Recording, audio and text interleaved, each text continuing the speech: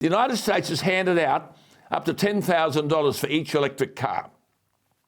Fewer than 0.5% of its cars in America are battery electric because almost all the support goes to the rich, who have a fossil fuel-driven car that they can drive further.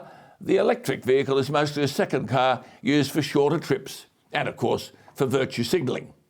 If you subsidise the electric car enough, I suppose people will buy it. Almost 10% of all Norway's passenger cars are electric because of incredibly generous policies that waive most costs from taxes to tolls, parking and congestion. Bowen has no idea what he's talking about, just as, in the last interview I did with him years ago, he didn't know the tax scales.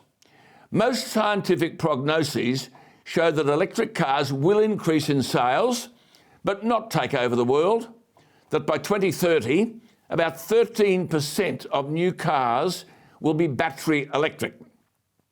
So when people like Bowen talk about prohibiting fossil fuel cars by 2030, they're effectively forbidding 87% of consumers from buying the cars they want. The International Energy Agency estimates that by 2030, if all countries live up to their promises, the world will have 140 million electric cars on the road, 7% of the global vehicle fleet. This will make virtually no impact on emissions. Why?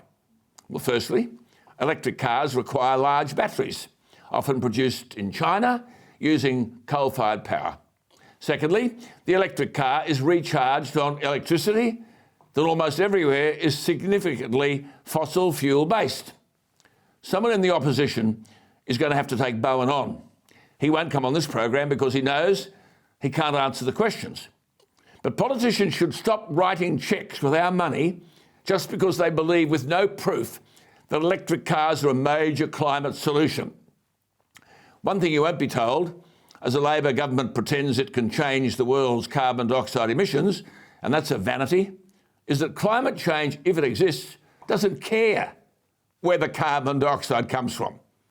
Personal cars are only about 7% of global emissions. All cars, 7%. Electric cars might help, but just a little. But right now, electric car subsidies, Bowen's little baby, are something wealthy countries can afford to enable rich elites to virtue signal. When Bowen says, and giving Australians better access to options which allow them to never lift the nozzle on a petrol pump again, he's talking nonsense. What is worse, he's not telling the electorate the truth. Chris Bowen, forget your grandstanding. Try a bit of truth-telling instead. Do some homework on what people infinitely smarter than you are saying about electric vehicles. Your statements at the weekend were what comes out of the backside of a bull.